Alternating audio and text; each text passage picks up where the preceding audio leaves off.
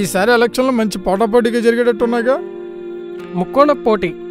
ఎవరికి వాళ్ళ అధికారం కోసం వాళ్ళ గవర్నమెంట్ ఫామ్ చేసుకోవడం కోసం మంచి కసరత్తులు చేస్తున్నారు. ఎవరెన్ని కసరత్తులు చేసినా ఈసారి జనసేన వస్తే బాగుంటుందిరా. బాగానే ఉంటుంది కానీ చాలా చోట్ల సరైన క్యాండిడేట్ నిలబెట్టలేదని పబ్లిక్ టాక్.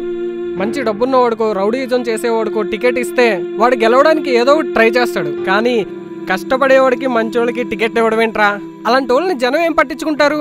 పెద్దగా పలుకుబడి లేని కొంతమంది జనసేన అభ్యర్థులను చూసి ఓటేలా ఎలా అనుకుంటున్నారు ఈ జనం. అయినా నోట్లు గట్టిగా ఇచ్చేవాళ్ళకేగా ఓట్లేసేది ఈ జనం. జనాలు ఓట్లు అమ్ముకొని వాళ్ళ జీవితాలు నాశనం చేసుకునే రోజులు పోయాయి బాస్. ఎవరు డబ్బులు ఇస్తే వాళ్ళ దగ్గర డబ్బులు తీసుకుంటున్నారు. ఫైనల్గా ఎవరికి ఓటేస్తే వాళ్ళ జీవితాలు బాగుంటాయో ఆలోచించుకుని మరి వాళ్ళకేసే రోజులు వచ్చాయి. జనం కూడా మార్పు కోరుకుంటున్నారు బాస్. ఇక జనసేనాని నిలబెట్టిన అభ్యర్థుల విషయంలో మీకున్న అనుమానాలు అంటారా?